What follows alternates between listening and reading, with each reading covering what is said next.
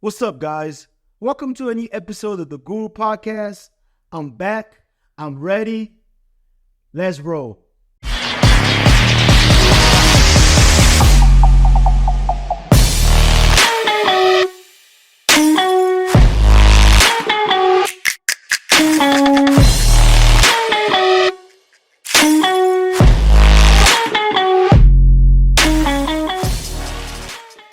In America, the feeling of entitlement has reached a different level. People feel like they deserve things, that things should be given to them, that they have right to things for whatever reason. And I just don't understand it. I want to talk about the Lil Wayne situation with the Super Bowl. The Super Bowl this year will be played in New Orleans, Louisiana. And Lil Wayne, being a Louisiana native, he was campaigning to perform in the Super Bowl halftime show. And Lil Wayne is a great artist. He's a big artist. He's a legend. He's a top 5 rapper of all time. Top 10 for sure. And at one point, he was even being called the GOAT. So there's no problem. If Lil Wayne wants to perform, why not? I like Lil Wayne. Lil Wayne campaigned to perform in the Super Bowl. He didn't get it. The NFL felt like Kendrick Lamar was the better choice. Now, I don't know why he didn't get picked over Kendrick Lamar. They have their own reason. People are outraged that he didn't get picked. Lil Boosie writing a post talking about they don't respect the legend of Louisiana. Nicki Minaj wrote a whole poem on Twitter to talk about how Lil Wayne was a big role model, as if the NFL is supposed to care what Nicki Minaj thinks, or they're supposed to care what Lil Wayne influences on society. I understand people feeling disappointed that the artist that they want is not performing. I understand people feeling like the NFL didn't make the best decision. But to be outraged? The NFL is a private company. They're not your mama's company and they're not your daddy's company. They make decisions based on their interest, based on how they see things. They don't have to agree with you. They don't have to make you feel good. The Super Bowl is an event watched by every American. It's not a Louisiana appreciation event. They don't have to honor the culture in Louisiana. They don't have to honor anybody in Louisiana. They have an event that's watched by every American. They have data that they study to help them come up with decision. And in this time, for whatever decision, even if they don't like Lil Wayne, so what? It's their decision. They pick who they think is best, and that's just that. I just don't understand it. Does the NFL come tell you how to run your Facebook or your Instagram page? Y'all 30 years old and still take bathroom pictures. Should the world be outraged because it's your personal Instagram? I just don't understand it. And it's not even like this. The NFL has a culture of having Super Bowl and having a native from the city where the Super Bowl is going to be played in to perform a halftime show. If you look at the previous performers, in 2021, the Super Bowl was in Tampa, Florida. The performer was The Weeknd. The Weeknd is from Canada. You don't think Florida has artists? Backstreet Boys, Ariana Grande. So you don't think that they should have performed? Pitbull, T-Pain. So what? Should people have been outraged? Should people from Florida have been outraged that a private company chose The Weeknd? In 2017, the Super Bowl was in Houston. Lady Gaga performed. You don't think Houston got legends? UGK, Travis Scott? Should people be outraged? The Super Bowl has been played in New Orleans many times. In 2017, It was Beyonce who, in 2013, it was Beyonce who performed. I just don't understand the entitlement that these people from Louisiana feel, that they need to adhere to your rules, and they need to hire your legends, the ones that you consider legends that are not really legends, if we're being honest. I just don't understand it. NFL is a massive entity. They have data that they study. Based on their data, they make decisions that fit their interest. There's been plenty of big artists that never performed in a Super Bowl. In the 1960s, the Rolling Stones, Mick Jagger, can you believe they never got to perform to the Super Bowl? Because the appeal was not broad enough. This is not a Super Bowl only watched by black people or only people from the South or people from Louisiana. This is watched by everybody in America. So they need to pick somebody that fits that profile. I'm not saying Lil Wayne don't fit that profile. I'm just saying it's their decision and not yours. And if we're being honest, Kendrick Lamar is hot. Not Like Us is a hot song. And let's be honest, a lot of these Louisiana rappers are garbage. They're trash. They're regional rappers. Lil Boosie got one song on the Billboard Top 100. And it's Wipe Me Down. And you think people from Cali plays Wipe Me Down in today's society? You think a white boy in Kansas or in North Dakota plays Wipe Me Down? Kevin Gates, he's got what, 2 hits? Webby, he got 1 hit. Juvenile got 2 hits. NBA Youngboy is good, I agree. Now, he fits the profile, but he's got trouble with the law, so they probably didn't consider him. Outside of Lil Wayne, a lot of these Louisiana rappers are literally Southern legends. They're not American legends. People in California, people in the Bay, people in New York are now bumping Lil Boosie's music. So y'all need to put a little pause on all this big talk about legends. They're not the original legends. They're not American legends. And all this is coming from a place of jealousy. That's what jealousy is a problem. Jealousy makes you see things differently. You start looking at other people, what other people are doing. People are jealous because California, it was 2 years ago, the Super Bowl was in LA. And the NFL with Jay-Z made a decision that it was better for them to choose Cali artists. Kendrick Lamar, Dr. Dre, Snoop Dogg. It was a great event. And because they did that, now people from Louisiana felt like they didn't do it for them. Who the hell are y'all? California, if this was New York, I could at least understand the outrage because New York got a lot of legends. Fat Joe, Ja Rule. They got a lot of people who actually had a lot of hits in America.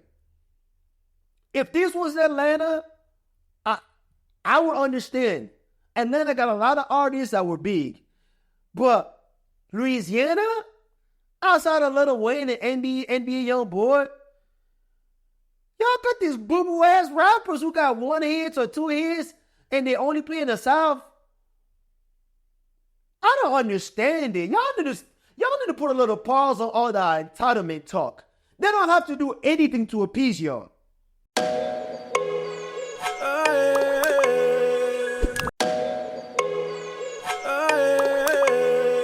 If y'all would just listen to the guru, y'all will live a better life. You will make smarter decisions when it comes to sports betting. Your prize pick parlays will probably hit more. But nah, the guru's always talking. He just runs his mouth. He don't know what he's talking about. I told you Deion Sanders is a fraud. And he's just showing us what he is. a motivational speaker who wants to promote his kids instead of coaching football.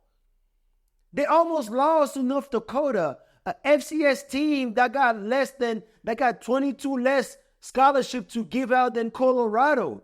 How does that happen?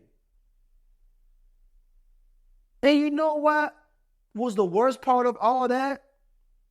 It happened in the fourth quarter.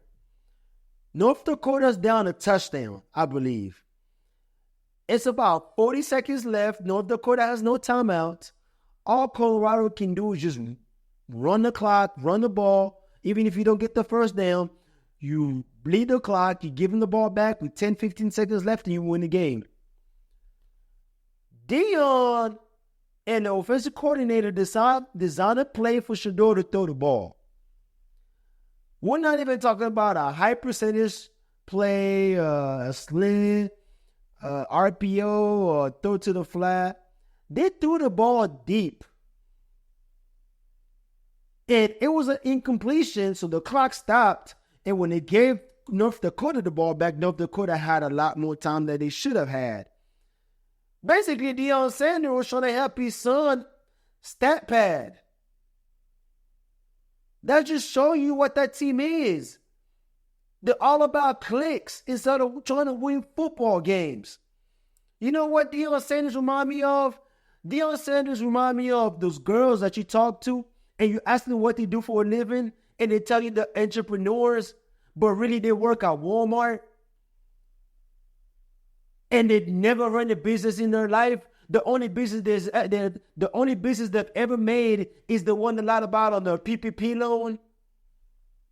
You can tell yourself you're an entrepreneur all you want. That doesn't make you one. You can tell yourself that Deion Sanders got Louis Vuitton luggage, but they stink. Last weekend, they played against Nebraska, a team that they beat last year, 36-14. Now, here is the difference between two teams. Nebraska lost. They went in the lab, got a couple players in the transfer portal, got a good quarterback out of high school in Dylan Raiola. Now, Dylan Raiola is going to be he's a bona fide NFL prospect. He's going to be in the NFL one day. But his affection for Patrick Mahomes is getting a little weird. Same number, same celebration, same intro. What, you going to wear a Mahomes? You going to wear the same boxes as Mahomes too?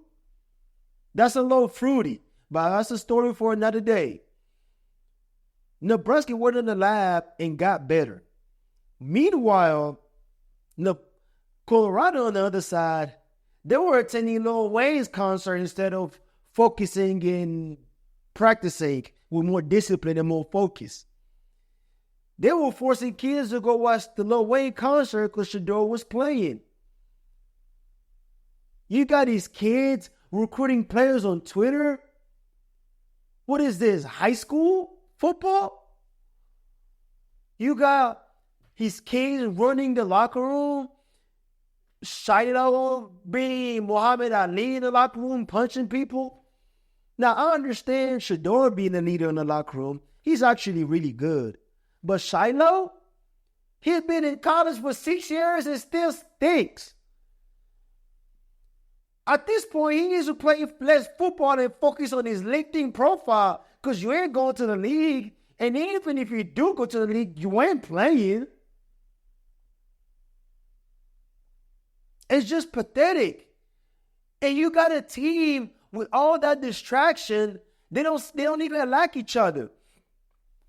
Because the chemistry is bad because you got a coach who openly shows that he favors his three favorite players. His two kids and Travis Hunter. How are you going to have a team that already has all these issues? You're going to be in a huddle and you're going to tell everybody, hey, tackle him, but don't tackle Travis Hunter and don't tackle my son, the quarterback. What? So, F everybody's health, huh? Everybody's health don't matter, but there's your two favorite players. That's how you create a bad culture. where people get frustrated and people don't want to play. And it even gets worse. You got your son on social media. You already had Travis Hunter talking shit about the O-line before the season started. Now, you got the best player on your team talking crap about the O-line after the game. How many times Dylan Raiola got touched? That's not leadership. When you're a quarterback, you're a leader. You take ownership of things. You put things on your shoulders, even when it's not true. You inspire. Now you're talking crap about this dude that you need to perform. If they don't perform, it affects your draft stock. And quite honestly, I don't know what to make of Shador's skills. It's really hard because he plays good when they're playing bad teams. When they play good teams, he doesn't get enough protection, so we don't really get to see him play. So it's really hard to evaluate his talent. How good is he? I think he might be a good player, but it's really hard. And those are the people you want to talk down to, the people you need performing at a high level for you to be picked in a good spot in the draft. And Travis Hunter, I just don't get it. Deion Sanders got this man playing defense and offense. What are you trying to prove? You are hurting your body for college that's not paying you. You start getting paid professionally. Save your body. Save all them hits for the NFL. I just don't understand it. I personally thought he was going to be a quarterback. I thought the quarterback position was his best option. But after seeing him, the first game, the catches that he made, maybe he had a chance to be a good wide receiver. I'm not sure. But what I could tell you is playing receiver is better than playing quarterback. They last longer, they get paid more. Being a quarterback, they rely too much on athleticism. And once the athleticism is gone, it's just hard. It's a hard position to play. I just think if you think you are going to be a good receiver, you should focus on being a receiver. And you should focus on one position. Taking all these hits for this sorry-ass team is pathetic. Deion, you have a lot of talent. Your marketing skills are amazing. You could probably be a good pastor and try to lie to everybody that you got a vision. But the vision that you're implementing in Colorado, God did not give you that. God did not tell you to lead black men into being trash and losers on the field. In Colorado, I'm looking at the Pac-12. I don't know who they're going to beat. They honestly, it could be a situation where they don't beat anybody in the Pac-12. I think Colorado stinks.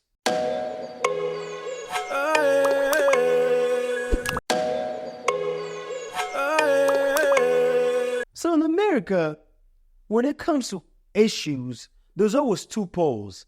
There's those who are against something, and there's those who are for something. But usually, the answer is always somewhere in the middle.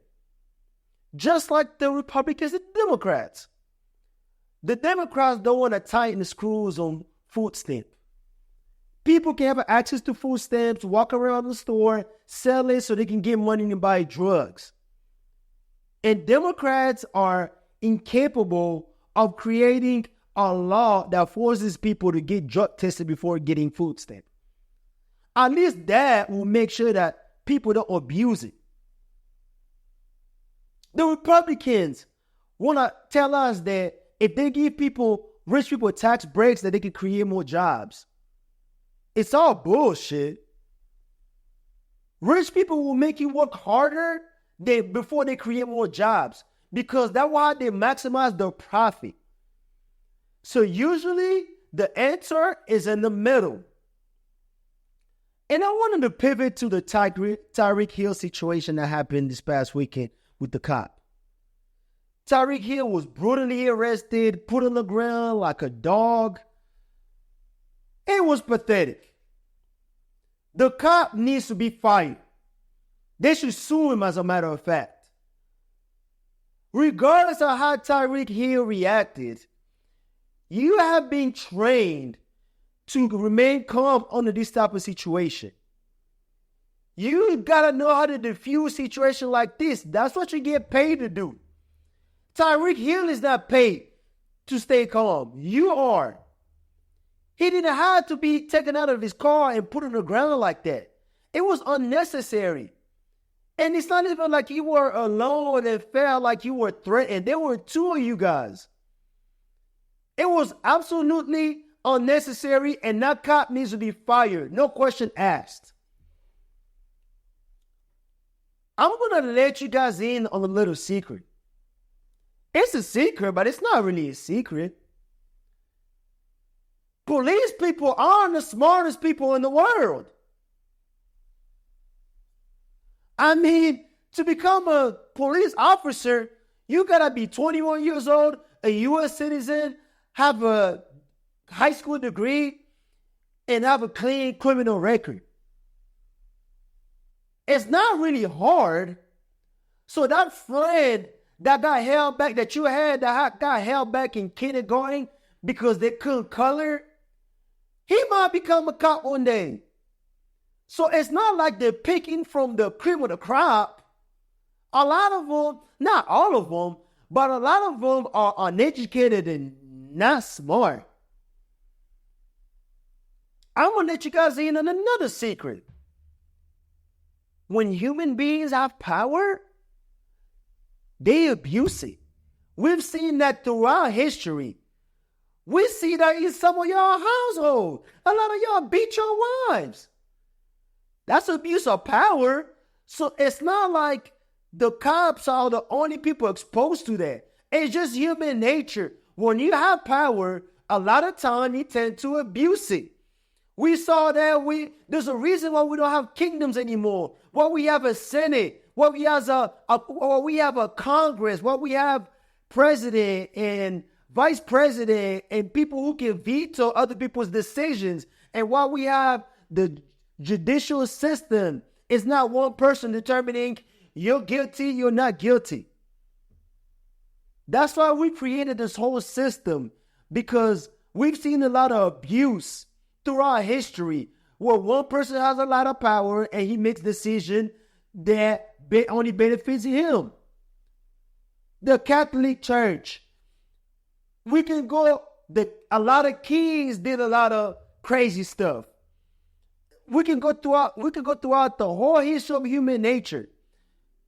Abuse of power is common. Sometimes you have to be smart and not make somebody who has power use that against you. Just because people legally can't scam you doesn't mean they're not going to. I mean, a lot of scammers go to jail. They're being fought by the government. They're being fought by the law. But they're still out here and they're still scamming. So you have to be smart and not use your credit card anywhere, not give your credit card information to random people. You have to be smart, not just say, oh, well, the law says people can't scam me, so nobody's going to scam me. No. Sometimes you have to be smart and make decisions that decreases the chances of people scamming you. And just like I said, when there's two poles, people who are for and people who are against, the truth usually lies in the middle. And people are blaming the cop, rightly so. They should blame the cop. He's more right in this situation than Tyreek Hill.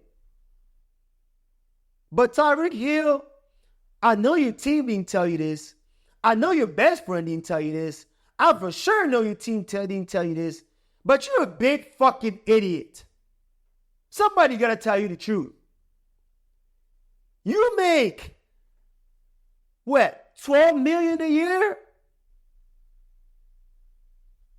A speeding ticket is $300 in Miami. Somewhere around $300. That equal to 0.001% of your salary. And you had to throw a fit? All you have to do is roll down your window Take the ticket. Go home and pay $200. That's going to cost you nothing. And you had to throw a fit. You had to roll up the window, giving the cop the option to react to it. Because at the end of the day, you roll up the window, the cop doesn't know what you're about to do. You could have a weapon. So now you're giving them a reason to react to it. So now, when you go to court, at the end of the day, he could say he was threatened. You can't prove that he wasn't threatened. Now, me and you know he's not threatened. But you give him a reason to say that. $300 doesn't cost you a damn thing, Tyreek. This didn't have to come to this. You're just a big idiot. And it makes sense. You're an idiot because you can't even protect your own money. You got about 12 kids and 4 different women. So your pull-out game is weak. So I know you're not the smartest person in the world. This was just 2 idiots making idiotic decisions. Yeah, the cop was wrong. Yeah, the cop was wrong in this decision. But Tyreek Hill, you're not that smart either. And I understand when you got all these kids and all these different women, all this child support that you got to pay, and if you're not smart enough to protect your money, I don't expect you to be smart enough to have common sense. If people want to be right so much, just because you're right doesn't mean you made a smart decision. It's like going to a Crip neighborhood wearing a red shirt. Yeah, you have the right to go wherever you want in America. That doesn't mean it was a smart decision. It was actually really dumb. And if you die, the person who kills you is wrong. But you're also still an idiot for having gone there knowing damn well it's going to get you in trouble. Police officers, they're going to abuse power. They're just going to do that. This is not the last time it's going to happen.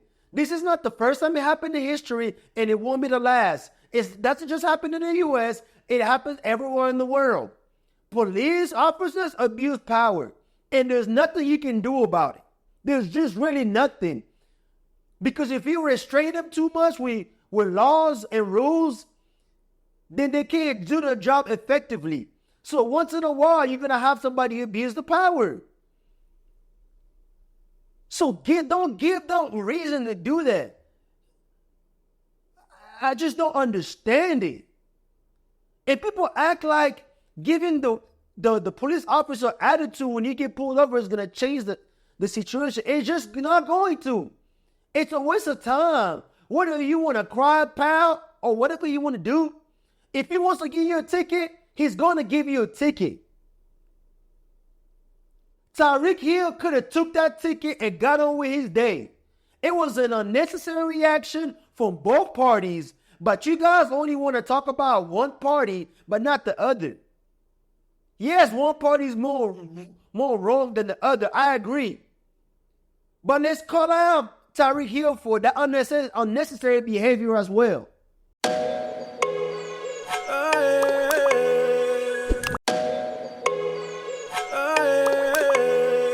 America is the best country in the world. There's no debate there. It's not perfect, but one thing Americans know how to do is maximize profit. When I came to the U.S. when I was 11 years old from Congo, I realized that you could buy anything at any store, and if you didn't like the product, you could return it.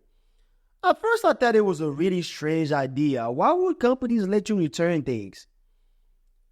But it was actually genius. The more I thought about it, the more it made sense. Customers are more likely to make purchases when they know they have the right to return the product. It also gives the customer more confidence that the product is really good quality because they know that if it's not good quality, they could always return it. Long story short, it drove the sales up. And they did the same thing with the sports leagues. They have something called the draft, where teams get to pick players. The worst teams pick first, the best teams pick last. What that does is it creates competition. Anybody could be good. It's not always the same teams. It's not always a team with the most money. It's not always a team with the bigger brand. Anybody could get good. And if you're bad, they give you a chance to improve. It's different to the European system when it comes to soccer, for example, when you have teams like Bayern in the German league, teams like Madrid in the Spanish league. They're always winning the league over and over and over because they got the most money. They get to buy the better players. They're simply just better than everybody else in their league. And it's not good for competition.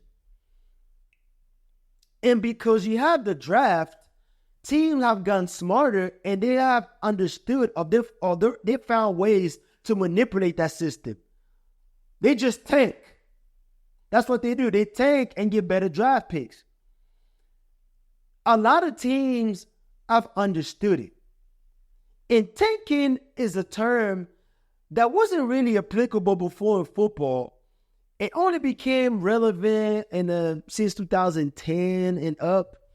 Part of it because before then, there were multiple ways to win Super Bowls. You could win with a dominant running game. You could win with defense. You didn't need to have a great quarterback. But because now the quarterback are very protected by the rules, it's a lot of spread offense, teams throw the ball more, you need a good quarterback. And because you can't get a quarterback, it's really hard to get a quarterback in the second round. It's really hard to get a good quarterback in the late first round. You really want to be one of the top 15 in order to get a good quarterback. So team tank. That's what they do. The Miami Dolphins have understood it. The Cleveland Browns understood it. The Pittsburgh Steelers still thinking 2001. Well, you can have Trent Dilfer and still win the Super Bowl. In the past 3 years, this Pittsburgh team has been allergic to moving the ball and scoring touchdowns. They're just being made. In 2021, they were 9-7. In 2022, they were 9-8. In 2023, they were 10-7. When mediocre QB play from Big Ben and Kenny Pickett. Offensively, they were so bad. They were, in points scored, they were 28th, 26th, and 21st. In total yards in the last 3 years, they were 25th and 23rd, 2 times out of 32 teams. They've just been really bad. Part of the reason why they're bad is because they got a defensive-minded head coach. And that's my problem with defensive head coaches is that they're just limited when they don't have a really good quarterback. They don't take wild swings. They don't take risks. They don't hire the best offensive coordinators. They tend to overpay defensive players when they don't need to. In the NFL, in order for you to be a really good team, you need 5 things. You need a pass rush. You need a good corner. You need an offensive line, a good quarterback, and receivers. Those are the 5 things that you need to be good at, really good at. Everything else, you can be made to okay. You don't need a great safety. You don't need a great linebacker. You don't need a great tight end. That's why a lot of tight ends don't get picked high in the draft anymore. The Pittsburgh Steelers, since they're really clueless, they seem to always be behind. They're like, nah, we don't believe in that. We do things our way. We're going to make Micah Fitzpatrick the highest paid safety in the league.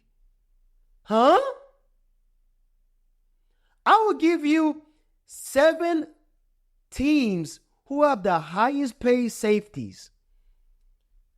The Chargers, the Bucks, the Steelers, the Patriots, and the Falcons. Do any of those teams sound like they're good teams? No. They're all mid to below average. And that's the thing with defensive head coaches. They don't make good. When they have a good quarterback, they're good because they take care of the defense. If you have a good quarterback and good receivers, they'll be fine. But when they don't have that, they make decisions like this. You don't need to pay Micah Fitzpatrick all that money. He's not that valuable. And you're going to have that naive dude that's going to tell you, oh, tanking? Tanking doesn't exist in the NFL. It's the same goofy that think Tupac is still alive. And it's the same goofy that was shot that Michigan got caught stealing signs. Well, you thought head coaches could just, out in the open, throw signs at their players to signal plays and nobody was going to try to steal it? So you think Harbaugh was the only coach that does that? Teams tank. The players don't tank. The players can't tank because it's a physical game. How can a player tank? You're just going to let the offensive line just going to let the quarterback get hit? No, the players don't tank because the players' performance determine how much money they get paid, especially in the sports there where the career is not that long. So the players are not cheating the game. It's not the head coaches because the head coaches' record also determine if they're going to have a job or not. It's the GM and the owners who tank. They don't have to tell the coach to lose games. They can just make decisions that affect winning. Look at New England this year. They're tanking. They're like, let's get rid of we're already not that good. Let's get rid of our best defensive player in Judon. That's tanking. If the Miami Dolphins try to tank so hard, the owner asked Brian Flores to cheat the game on purpose. He saw that they started winning a little bit. He's like, nah, I got to control the narrative. He can't keep winning. Even one game affects you. Winning one game affects your draft status. And you know what all that tanking did for the Dolphins? They got Tua. You take away Tua out of that team, even though Tua is not even all that, you take him away and put somebody else, they're not the same team again. The Browns at one point were 1-27. They let go of every good player they had. Free agency, traded, released. They were letting go of everybody that could help them win games. You know where that got them? They got Myles Garrett, David Njoku, and Denzel Ward. 3 elite players. So tanking does matter. And the Pittsburgh Steelers, for whatever reason, they don't want to tank. I just don't understand it.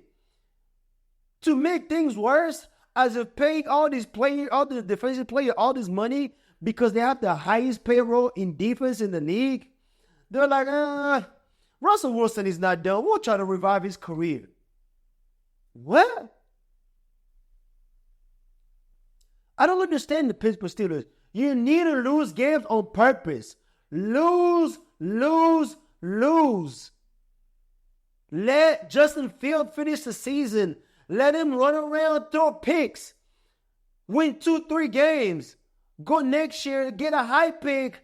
You have a couple good quarterbacks coming in next year's draft. You got Drew Aller. You got Shador. You got Cam Ward. You got Quinn. Get rid of Mike Tomlin. Let Justin Fields finish the season. Let him throw picks or him run around, do all that nonsense that he does. Get a high pick and rebuild your team. It's not that hard.